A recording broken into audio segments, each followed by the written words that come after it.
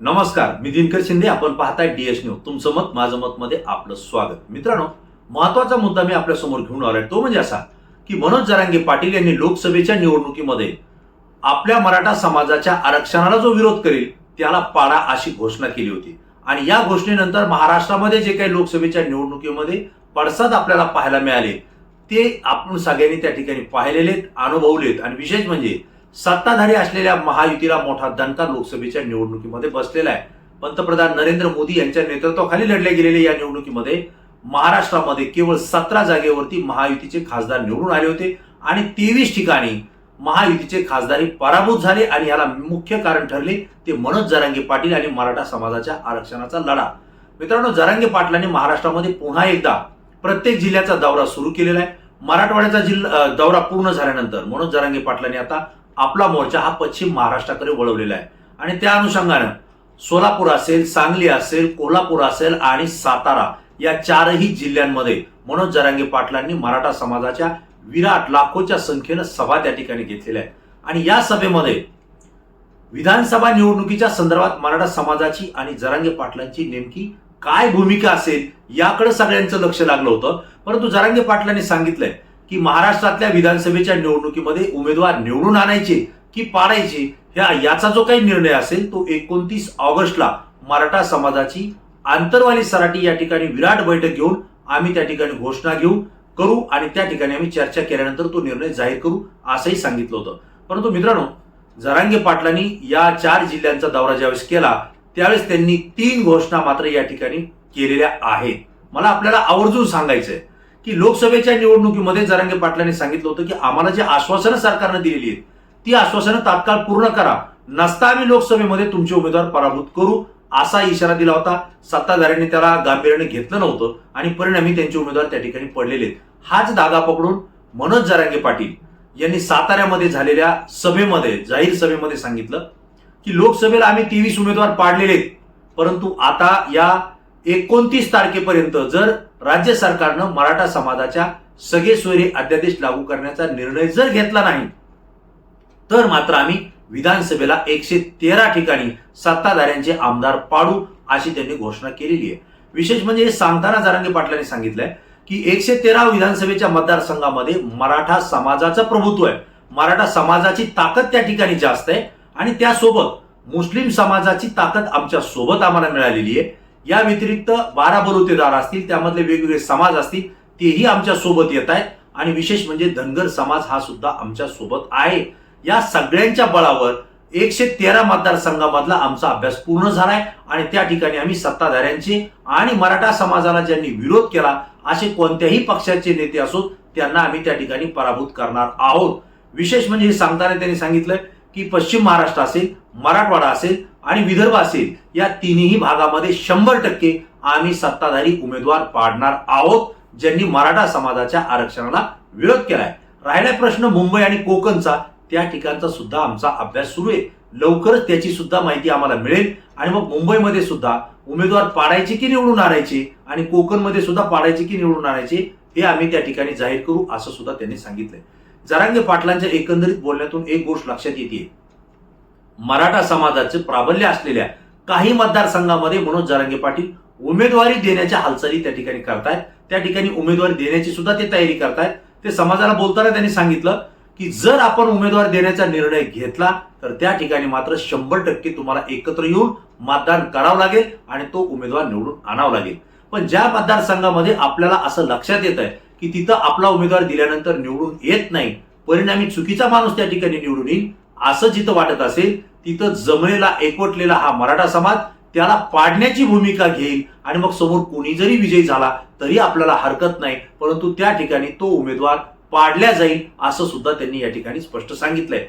त्यासोबतच जरांगे पाटील असं बोलले की ओबीसी असतील किंवा इतर समाजाचा जरी नेता असेल आणि तो जर मराठा आरक्षणाचा बाजूने असेल, त्यानं जर आपल्याला साथ दिली असेल तर त्याला सुद्धा विजयी करण्याची भूमिका आपण या ठिकाणी घेणार आहोत असंही ते बोललेले आहेत. यासोबत सगळ्या जाती धर्माचे उमेदवार आपण देणार आहोत आणि विशेषतः महिलांना सुद्धा उमेदवारी आपण त्या ठिकाणी देऊ ही सुद्धा घोषणा जरांगे पाटलांनी केलेली आहे. परंतु मित्रांनो, हे करत असताना जरांगे पाटलांनी 3 घोषणा केलेल्या आहेत ज्याकडे संपूर्ण महाराष्ट्राचं लक्ष लागलेलं आहे. एक घोषणा त्यांनी अशी केलेली आहे की राष्ट्रवादी काँग्रेसचे नेते असलेले छगनराव भुजबळ यांनी मराठा समाजाच्या आरक्षणाचं फार वाटोळं करून टाकलेलं आहे. मराठा समाजाला आरक्षणामध्ये येऊ न देण्याची भूमिका ही छगनराव भुजबळ यांनी पहिल्यापासून घेतली आणि मराठा समाजाचं जे नुकसान मोठ्या प्रमाणात झालंय ते छगनराव भुजबळ यांच्यामुळे झालेले आहे. त्यामुळे छगनराव भुजबळ यांना तर पराभूत करायचंच आहे, परंतु ते ज्या ज्या मतदारसंघामध्ये उमेदवाराच्या प्रचाराला जातील ते सगळेच्या सगळे उमेदवार पराभूत करायचे, पाडायचे असं सुद्धा त्यांनी जाहीर केलेले आहे. याही उपर ज्या पक्षाच्या उमेदवाराच्या प्रचाराला छगन भुजबळ जातील त्या राजकीय पक्षाचा विधानसभेत सुपडा साफ मराठ्यांनी करायचा आहे, ही घोषणा सुद्धा जरांगे पाटलांनी केलेली आहे. दुसरी घोषणा त्यांनी अशी केलेली आहे की जळगाव जिल्ह्यामधील रावेर मतदारसंघामध्ये जामनेर मतदारसंघ येतो, विधानसभा मतदारसंघ. रावेर हा लोकसभेचा मतदारसंघ आहे आणि त्यामध्ये जामनेर हा विधानसभा मतदारसंघ आहे, ज्यामध्ये गिरीश महाजन हे आमदार आहेत. हे 3 वेळेस त्या ठिकाणी आमदार झालेले आहेत. मला आपल्याला आवर्जून सांगायचं आहे की गिरीश महाजन हे देवेंद्र फडणवीस यांच्या दृष्टीनं संकटमोचक म्हणून त्या ठिकाणी ओळखले जातात. म्हणजे कुठलाही वाद निर्माण झाला, आंदोलन झाली तर देवेंद्र फडणवीस यांच्या बाजूने ते जातात आणि मध्यस्थी घडून आणतात. मग एनकेन प्रकारे ते मध्यस्थी घडून आणतात. हे उभ्या महाराष्ट्राने या ठिकाणी पाहिलेले आहे. त्याच गिरीश महाजन यांनी मराठा आरक्षणाच्या संदर्भात सुद्धा राज्य सरकार आणि आंदोलनकर्ते यांच्यामध्ये मध्यस्थीची भूमिका घेतली, पण कालांतराने त्यांनी मराठा समाजाच्या विरोधात आपलं मत व्यक्त केलं, जरांगे पाटलांच्या विरोधात आपलं मत व्यक्त केलं आणि हा राग धरून जरांगे पाटलांनी थेट त्यांना इशारा दिलाय की जामनेर मतदारसंघामध्ये मराठा समाजाची 1,36,000 मतं आहेत. त्या ठिकाणी गिरीश महाजन कसे निवडून येतात तेच मी पाहतो, असं चॅलेंज सुद्धा जरांगे पाटलांनी गिरीश महाजन यांना दिलेले आहे आणि गिरीश महाजन यांना पाडण्याचं आवाहन त्यांनी या ठिकाणी केलेले आहे. तिसरी एक घोषणा त्यांनी केलेली आहे की बीड लोकसभा मतदारसंघामध्ये परळी विधानसभा मतदारसंघातून धनंजय मुंडे हे विजयी झालेले आहेत. ते राष्ट्रवादी काँग्रेसचे आहेत आणि आज राज्याचे कृषी मंत्री म्हणून त्या ठिकाणी काम करतायत. त्याच परळी मतदारसंघामधले आहेत की ज्या लोकसभेच्या बीड लोकसभेच्या मतदारसंघामध्ये त्या मतदारसंघामधल्या व्हिडिओ क्लिप या व्हायरल झाल्या होत्या. त्या ठिकाणी बोगस मतदानाचा प्रकार उघडकीस आला होता.